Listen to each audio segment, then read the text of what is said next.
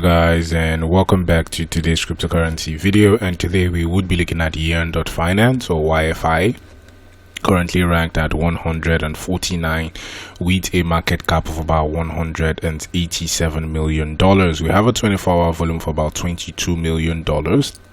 And today we would be looking at some very interesting price action and even price prediction, even by an AI. So sit back, relax, and enjoy the video. And so without further ado, let us move to the charts. So we are on the chart right here for YFI versus the USD dollars. We're on the 4-hourly time frame, and Binance is the data source. And today we want to look at what is the AI price prediction right here for YFI.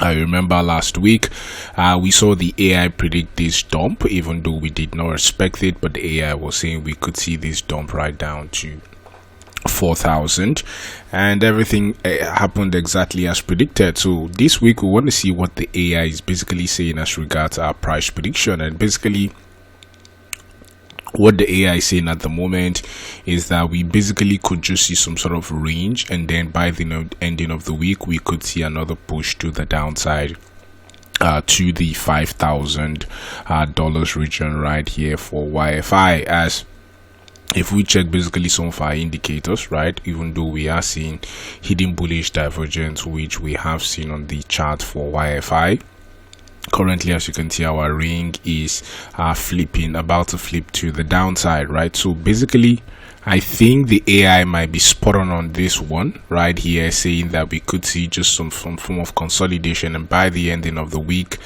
we could see some huge push back down to the $5,000 region right here for YFI. So basically that's it. And the AI uses coefficient and regression analysis, which basically uses the past to predict the future. So let's see if it's correct. Let me know what you think in the comment section as regards to the AI, right? Do you think it's valid? Do you think it's not? Let me just know your comments in the comment section. Thank you for watching and have a blessed day.